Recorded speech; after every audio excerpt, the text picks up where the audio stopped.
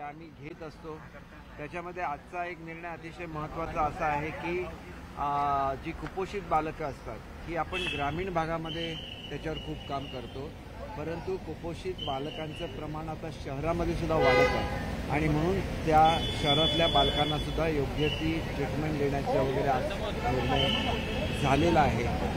आणि त्याच्याचबरोबर इतर जे रेग्युलर आमचे निर्णय असतात ज्याच्यामध्ये प्रकल्पग्रस्त लोक असतात, जिथे धरणाची कामं चालू असतात, त्यांनासुद्धा वन टाईम सेटलमेंटचा निर्णय हा सुद्धा देण्यात आलेला आहे, ज्या ठिकाणी धरणाची कामं अडलेली होती।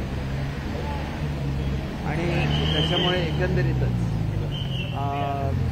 जवळजवळ 7-8 निर्णय झाले आणि ते सर्व राज्याच्या हिताचे होते। त्याची ऑफिशियल प्रेस नोट निघेल।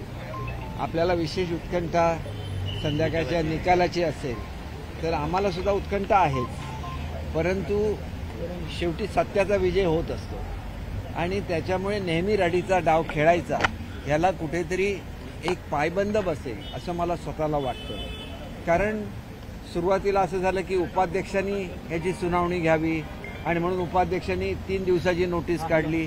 सुप्रीम कोर्टाने ती नोटीस त्या ठिकाणी रद्द ठरवली आणि सातत्याने प्रत्येक गोष्टीला कोर्टामध्ये जायचं हे चालू असताना कोर्टाने सुद्धा वेळोवेळी सांगितलेलं आहे की ज्या कॉन्स्टिट्युशनल ऑथॉरिटीज आहेत त्यांनी याच्यातला निर्णय दिला पाहिजे आणि ज्याला कॉन्स्टिट्युशनल ऑथॉरिटी निर्णय देत असतात त्याला त्यांच्यावर सुद्धा वेगवेगळे कॉमेंट्स करणं आज चालू आहे। हे कुठेतरी ह्या निमित्ताने थांबेल, निकाल मिळेल आणि निकाल मिळाल्यानंतर खरं तर निकाल मिळेपर्यंत थांबायचं असतं। आम्हाला सुद्धा निकाल मिळाल्यानंतर आमचं सुद्धा भाष्य होईल ना।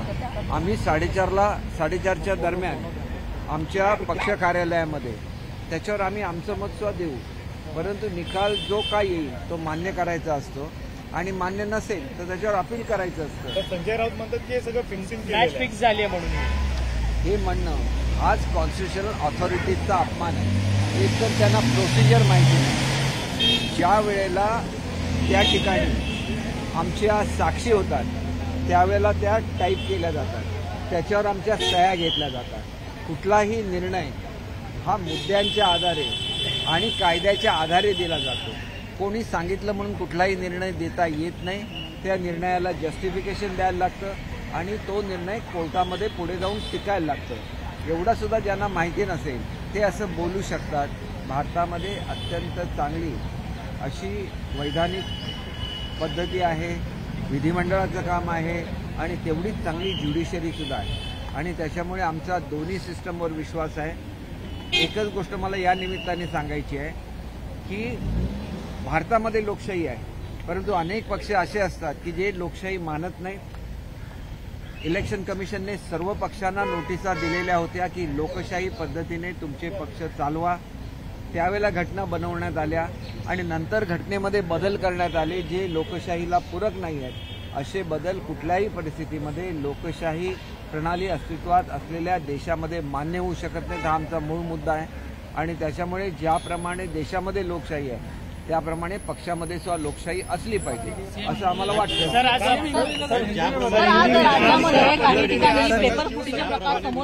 पेपर फुटीचे प्रकार राज्यभरात समोर येतात आहे। सारथी बार्टी महाज्योतीचे पेपर जे आहेत ते फुटलेले आहेत सर। सातत्याने परीक्षेचा पेपर फुटताना आपल्याला पाहायला मिळतोय। बघा, असं काय आढळलेलं असेल तर त्याच्यावर चौकशी होईल आणि त्याच्यावर कारवाई सुद्धा होते।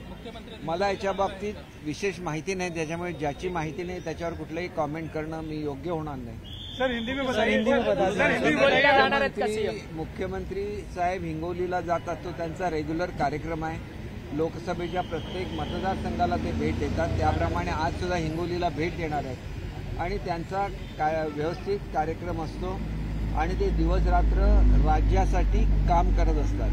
अनेक लोक अशी असतात की माझ्या पलीकडे आणि माझ्या पक्षाच्या पलीकडे काय नाही अशीच रोज वक्तव्य होत राहतात। त्याच्यापेक्षा महाराष्ट्राच्या हिताचं काय आहे याच्यावर सुद्धा वक्तव्य झाली पाहिजेत आणि म्हणून महाराष्ट्राच्या हितासाठी हे सरकार आहे आणि हे सरकार सातत्याने लोकांना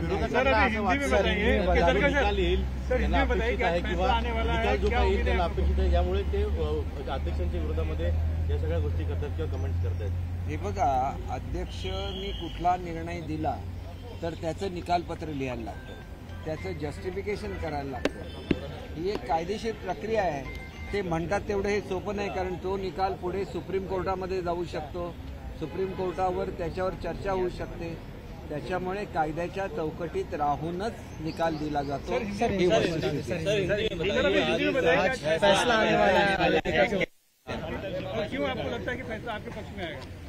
देखिए, हमारा पक्ष सही है, इसीलिए हमने वो सही ढंग से उसको रखा भी है.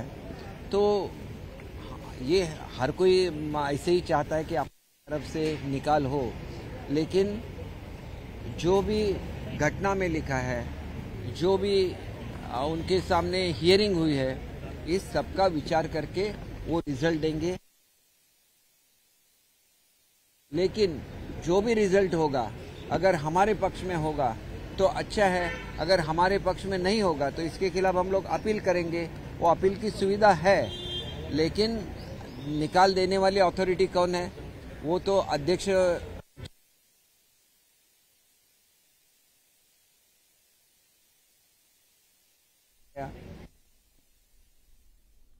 की तरफ से ही ये किया जाता है. हम तो हमारा कोर्ट के सामने हो चाहे अध्यक्ष जी के सामने हो रखते हैं, और हमारा पक्ष सही है, इसलिए हमें न्याय मिलेगा. सर उद्धव ठाकरे तो अभी से ही हाईकोर्ट का दरवाजा खटखटा रहे हैं. कह रहे हैं कि फैसला होने से पहले ही राहुल नार्वेकर सीएम से जाकर मिल रहे हैं. अगर एक जज किसी फिक्सिंग का आरोप है. देखिए, बोलने के सिवाय उनके पास कुछ बचा है ऐसे मुझे लगता नहीं है, क्योंकि जुडिशियल अथॉरिटी जो जजेस रहते हैं